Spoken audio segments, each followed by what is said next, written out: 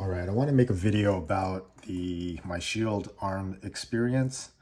This has actually been a journey to get this thing running all properly. A lot of headache, frustration, and actually I was losing hope on this Shield Arm. I do like the idea of running 15 rounds, and that's what turned me on to the Shield Arms. But the problem is I'm left-handed, as you can tell. The mag release is on the other side. And Shield Arms recently came out with a Gen 2. And so this addressed the left-handed shooter, but there are issues and caveats that come with this that you don't learn about when you make a purchase. So I just wish they were a little bit more clearer on the left-handed configuration versus really avoiding the issue. And I don't know if other people are having the issue, but I definitely had the issue with this. So originally I bought a combo which came with just 15-round mag and then a standard mag catch. Or mag release, I think they call it mag catch. And so that did not work for left-handed shooters. I ended up replacing it with the premium mag catch, which is designed specifically for left-handed shooters. Previously, before, if I put a magazine in here, it would get jammed, it would get stuck up on the mag catch, because the mag catch, the original mag catch is flat on both sides, and this premium mag catch is left-hand specific. It has a radius, a curve, so the magazine, when it hits the top over here, it doesn't get caught up on the bottom of the mag catch. I'm a little bit too lazy to take this out and show you the differences, but once I got to the premium mag catch and I looked at it closely, it's definitely more curved. So now, before it would get stuck here and it was really annoying, so you always have to come in at a certain angle, but now with the premium mag catch I can just come in at whichever angle I want. One of the other issues that I had with the setup over here as well was the the magazines were getting stuck and it was annoying as fuck. And I went back and forth with Shield Arms, and if you look closely over here, you can kind of see, let me see if I can get this here. You can kind of see where it's scratched off. Well, this one here is a replacement.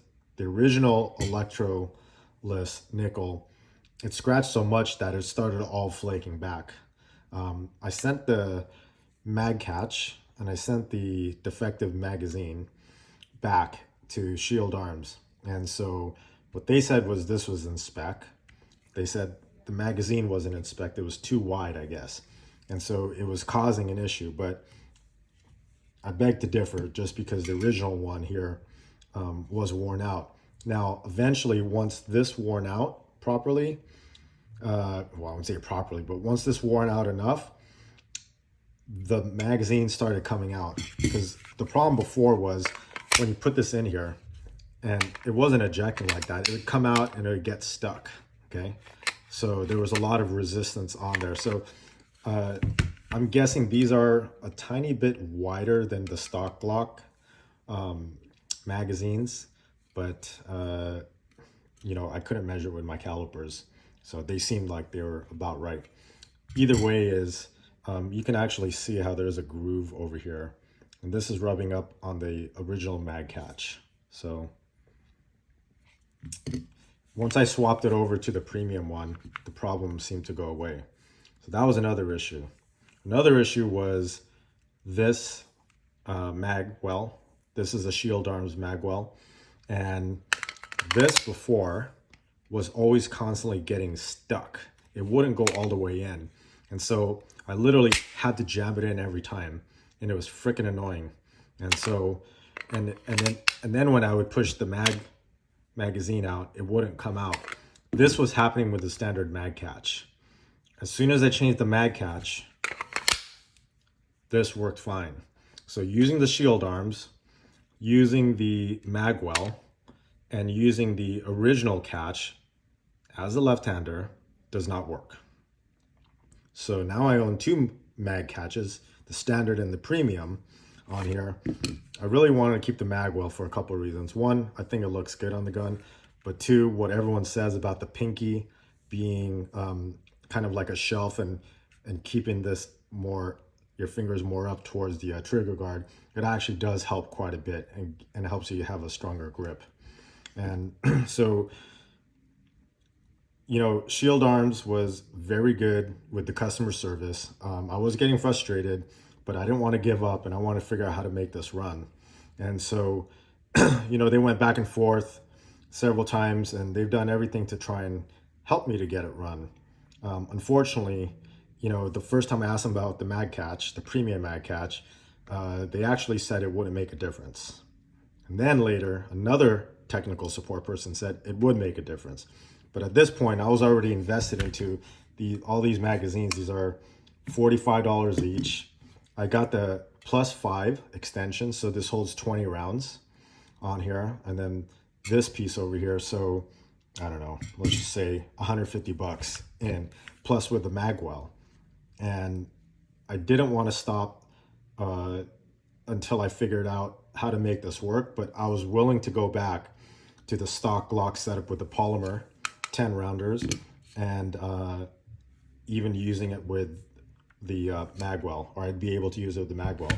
The plate actually is a lot thicker than the stock Glock. One other issue too that I came across with this mag catch, you cannot use the stock Glock magazines, the polymer 10 rounds. It will get jammed in there, and it's a fucking pain to get it out. So at the range, I had a hell of a time getting out, and the magazine was stuck. And one of my buddies helped me take it out. Once we got it out, I don't have the magazine with me now, but it was marred right where the mag catch would go. So I will no longer use the Glock magazines, the stock magazines, with this Shield Arms. But overall, I probably put a few hundred rounds to this already. I ran these several times. I put loaded 15 in there. The first round is a little bit hard to get in there. I didn't run a 15+1 setup yet, but I did 15, put one in the chamber, and so there's 14. And so far I've ran everything, no issues. 20 rounds, I probably ran this 4 or 5 times, so probably about 80 to 100 rounds on there. So far it hasn't jammed up on me. There was an original issue too before that would happen, is when I put these in there, it wouldn't drop out. And so now everything just kind of pops out the way it should, the stock Glock. What I noticed was that this feed over here there's a little notch in here. And so this notch wasn't touching the ejector. There's a spring in here, and it wasn't catching in on enough. So, but now with the Magwell that I installed in here, it makes it sit flush, so this doesn't really move around. So now it sits exactly inside, or the position where that clip that pushes it down. Now it sits exactly where it should. And without the Magwell, this thing was tilting forward or it was tilting back, very inconsistent, and the magazine wouldn't drop out. So it was driving me nuts.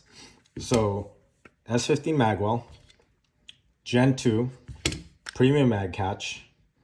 Now everything seems to work. So I'm happy with the setup so far. You